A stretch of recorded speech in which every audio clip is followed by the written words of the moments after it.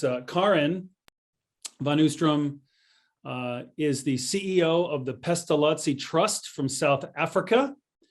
And I met Karin because I got to know her late husband, Leendert, who tragically passed about 5 years ago. And Leendert was a tireless champion for homeschool freedom in South Africa. Tremendous individual, and he and Karin together homeschooled their numerous children in South Africa. And Karin, it's just such a wonderful blessing to have you involved as a member of the Global Home Education Exchange Council, and to be part of this global movement. And of course, you know, HSLDA was involved a little bit in helping kick off the Pestalozzi Trust, but maybe you can talk a little bit about that and maybe introduce yourself a little bit more and tell us a little bit more about your family, perhaps, and what did you learn from getting started in South Africa, and what are some things you wish you had known that nobody, well, I guess maybe Chris Klicka told you some things, but you've probably learned some things along the way. So please, Karin, would you please share with us? Thank you so much for being with us today. Thank you, Mike. So I'm Karin van Oostrum, and I really enjoyed listening to you, Mike Smith. There are so many things that ring a bell from when we started too. So I'll tell you about ourselves, our story. So we were kick-started into homeschooling when our first child was born in 1988. Eventually, all three of our children were homeschooled all the way, and they only entered school as in the capacity of teachers. And nowadays, they're all grown, and some of them are still teaching, and the last one is studying. But when back in 1988, we were, that irresistible parental instinct kicked in, we changed our lives forever. And it also changed our view of society and of education. And so my husband, Leendert, who was in the Navy at the time, he started studying education and learning intensively, so much so that he left the Navy and joined the University of Pretoria as an educational advisor. In the process, we learned so much about homeschooling. So in 1992, we started the Association for Homeschooling with some like-minded parents that we've met along the way.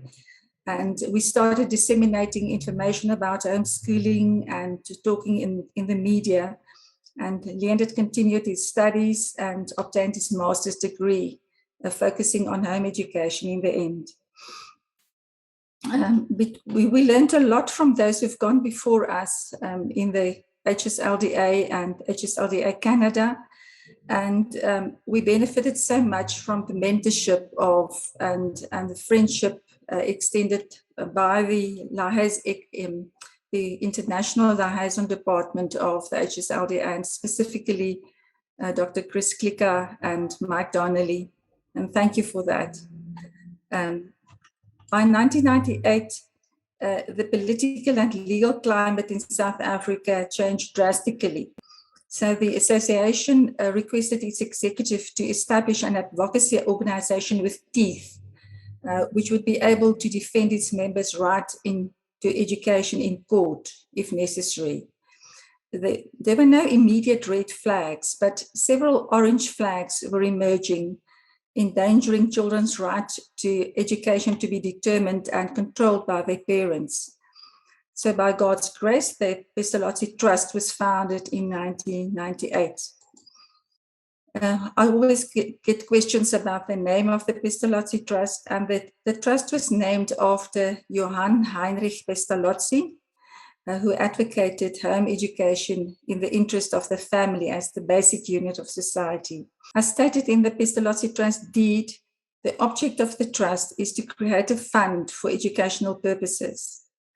And one of the primary objectives of the trust is to preserve the fundamental rights of Christian belief. I'm quoting here from the trust deed, as well as Christian family values and ways of education, and also to preserve for all children and families of whatever faith the same fundamental religious, family, and educational rights and freedoms as those claimed for Christians. So one of the first lesson that we've learned is, with apology to Raymond or Dorothy Moore, better early than late. Don't procrastinate. The moment your first child is born, you are entered into a tug of war for your child's mind and heart. It's a war with very high stakes. And soon it becomes clear, even if you don't have an interest in politics, politics has an interest in you. For example, expressed in the slogan of the South African Department of Basic Education, which says, every child is a national asset. So if you want to be ready for the war, start early, long before the actual battle ensues. Start building your organization so that the foundations are solidly laid, and get the scaffolding in place and start building and educating yourself and strengthening your organization and your members' knowledge and insight of all the issues at stake. Then one day, when the watchmen sound the alarm, you will be ready to calmly take on the battle. You will have prepared the necessary funds and expertise. Now, the question is always, now who should start an advocacy organization? The answer is any normal homeschooler, like my husband and I were. Anyone can do it. Yes, you can do it. The thing is, you need intimate knowledge and practical experience of home education. For a large part of your work will consist in consultations and mentoring and providing reliable information on the law and the practice of home education. So what is needed is someone who's willing to stand up for the rights of his family and for those of other homeschooling families. Someone with an unwavering inner conviction to protect his family and to guard the education of his children. Even if you're not yet qualified as an attorney or advocate, people with these qualifications will eventually show up in your organization. Now, many parents will tell you, fortunately, I've never had any trouble. I've nothing to hide. So what are you worried about? So don't let them push you off your course. And other parents will be so fearful of standing up for their rights that it will demoralize them into inaction. And yet other homeschoolers will be jealous of you and try to taint your organization and obstruct your actions.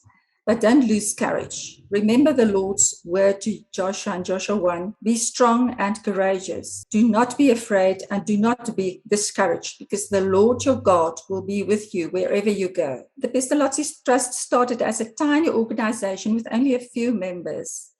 But it is fine to start small. The mere fact that such an organization exists, small or large, will diminish and in large measure prevent aggressive government policies and actions. So although the Pestalozzi Trust is tiny and compared to our sister organizations, we fulfill a very important role in South Africa as a watchdog for home education, and lately also for the many hybrid models of education on the education scene. So even though you start small, in the end you will be able to secure freedom in education for millions of homeschoolers, for your children and grandchildren and great-grandchildren.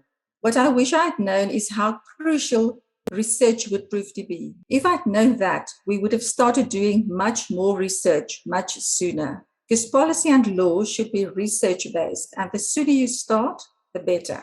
A few tips: be generous in your calling and don't keep this to yourself. Train and mentor as many people as possible from all walks of life so that they can come to share your vision for freedom in education. And then reach out to homeschooling organizations in your country, to churches, to political parties, to the media, and reach out to organizations internationally like the HSLDA and HSLDA Canada and the GHX to become part of an international network for mutual support and edification. And you'll be amazed at how much one can actually learn from one another. Then trust the Lord. The Lord goes with you. When Joshua, as the new leader of Israel, was standing outside Jericho, a formidable city with many mighty warriors, the angel of the Lord appeared to him and said, as commander of the army of the Lord, I've now come. So the Lord speaks to you as well.